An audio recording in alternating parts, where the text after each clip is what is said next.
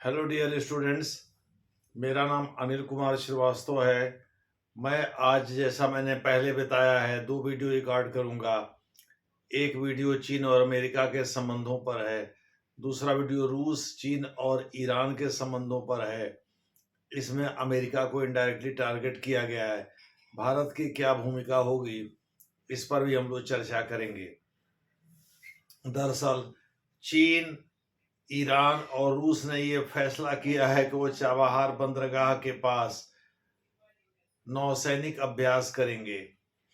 मोटे तौर पर आप कह सकते हैं कि ईरान ने अपनी जमीन उपलब्ध करा दिया है चीन और रूस को, भाई आइए हम लोग मिल करके सैन्य अभ्यास करते हैं।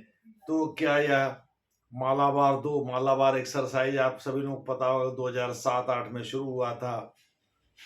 एक्चुअली ये 93-94 में शुरू हुआ था।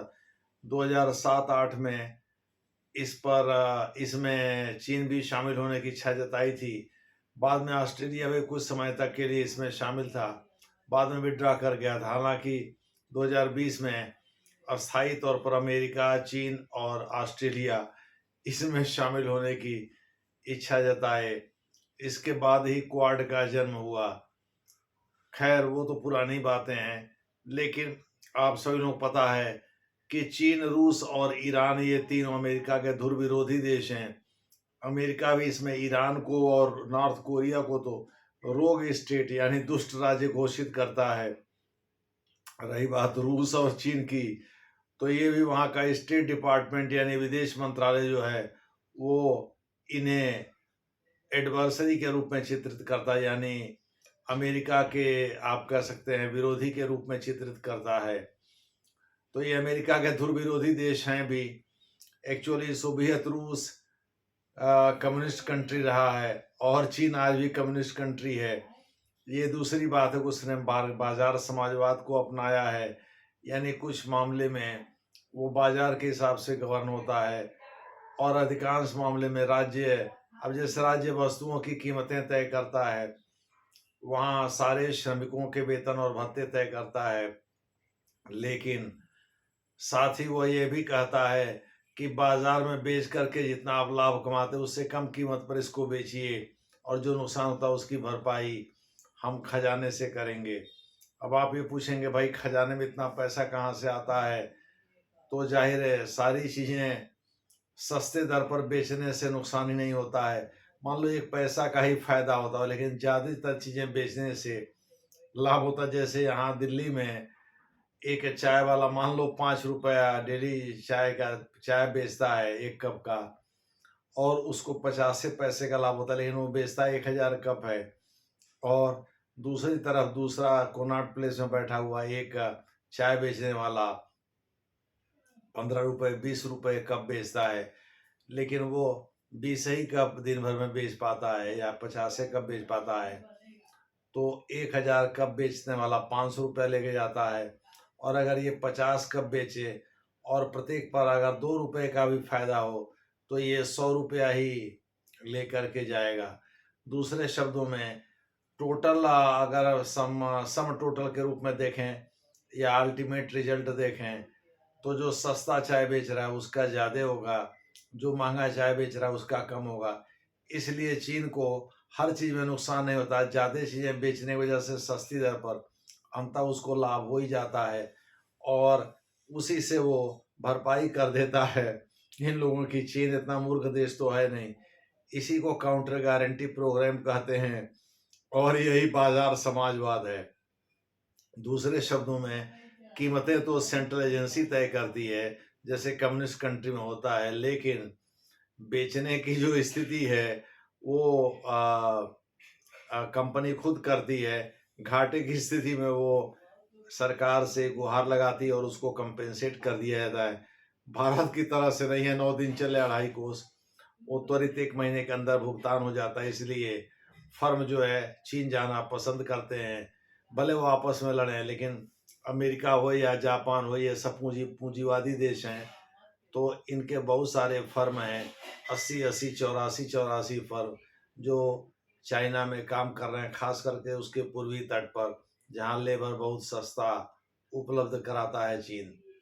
इसी वजह से वहाँ असेंबलीज का काम ज़्यादातर वहीं होता है और सस्ते दर पर बाजार उपलब्ध भी हो जाते हैं बाजार।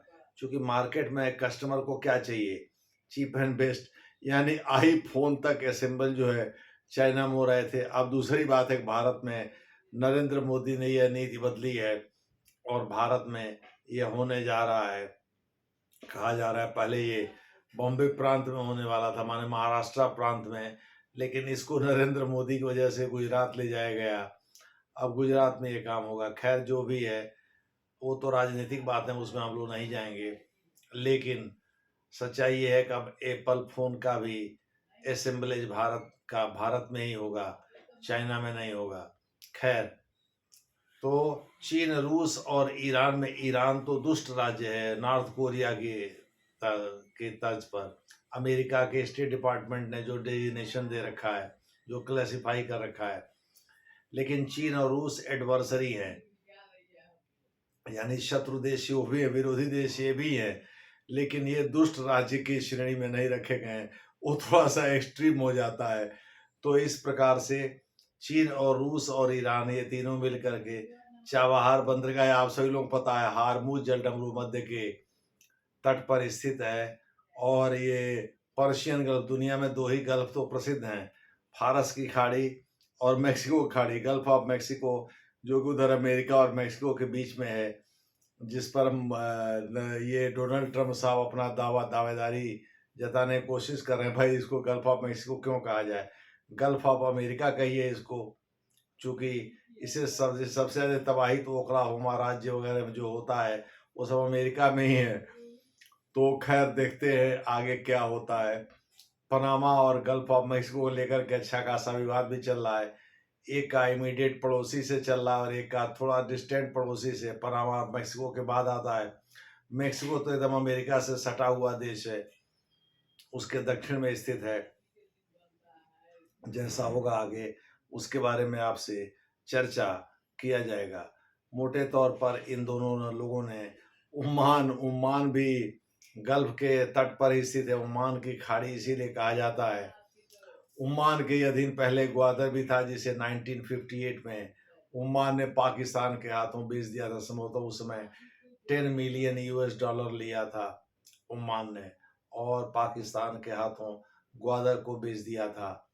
तो ओमान भी पर्शियन गल्फ यानी फारस की खाड़ी के तट पर ही स्थित है और वो हारमुज जलडमरू मध्य से जुड़ता है। जलडमरू मध्य का मतलब मैं बता चुका हूँ, दो विशाल पानी के पट्टी को जब एक स्मॉल या पतला नैरो चैनल पानी का जोड़ता है, या दो विशाल भूखंड को जब पानी का एक पतली पट्टी जोड़ती है, तो उसे हम स्ट्रेट STRAIT जलडमरू मध्य कहते हैं।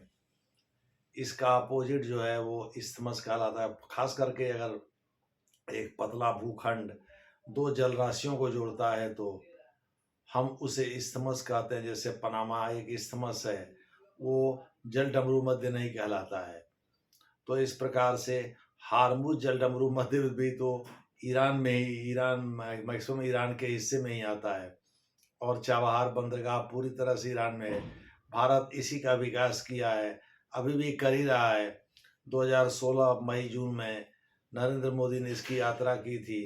उस समय हसन रूहानी साहब ईरान के राष्ट्रपति थे, तो उस समय नरेंद्र मोदी ने यहाँ डेवलप किए जाने वाले पेट्रोकेमिकल कारखाने का जिक्र भी किया था और नितिन गडकरी को भी साथ ले गए थे, ताकि वहाँ इंफ्रास्ट्रक्चर आधार की संरचना का विकास भी किया जा सके। उसी से जुड़े हुए हैं जारंज रोड या गारलैंड रोड जो अफगानिस्तान में आते हैं। यानी भारत जो है वो एक बृहद योजना के तहत काम कर रहा है। तो चूंकि रूस से उसके अच्छे संबंध हैं, तो कहीं लपेटे में ना आ जाए भारत अमेरिका के, यही डर सता रहा है। भाई कहीं ऐसा ना हो कि रूस जो है कहे कि भाई ऐसा है, चाबहार तक हम इसका विकास करेंगे या विस्तार करेंगे सैन्य अभ्यास का, नौसैनिक अभ्यास का, और ऐसे में वो भारत से तटस्थ रहने के लिए बोले। चूंकि नौसैनिक अभ्यास में कुछ नुकसान की भी आशंका है बंदरगाह वगैरह की, तो ऐसे में संभव है अमेरिका इस पर आप भारत से कहे भाई आप आपत्ति जताइए, भारत तटस्थ रह जाए। ऐसे में अमेरिका को लगे कि भारत की गुपचुप सहमति है इस मामले में। अब देखना होगा आगे क्या होता है। यानी रूस, चीन और ईरान ने यह तय किया है कि वो तीनों मिल करके ओमान भी अमेरिकी खेमे का देश है, ओमान की खाड़ी में अभ्यास करेंगे जो हार्मुज जलडमरू मध्य तक विस्तारित होगा और जिसमें चाबहार बंदरगाह भी आएगा। देखना होगा इसमें भारत की भूमिका क्या होती है, या ये तीन देश भारत का कोई जिक्र ही नहीं करते। ईरान एक संप्रभु राष्ट्र है, वह ऐसे फैसले ले सकता है, उसको किसी दूसरे देश से परमिशन की जरूरत तो है नहीं। तो ऐसी दशा में देखना है ये तीनों देश स्वतंत्र रूप से अभ्यास करते हैं, भारत को भी लपेटे में लेते हैं, और अमेरिका का रिएक्शन इन पर क्या होता है ये आगे आने वाले समय में पता चलेगा। धन्यवाद।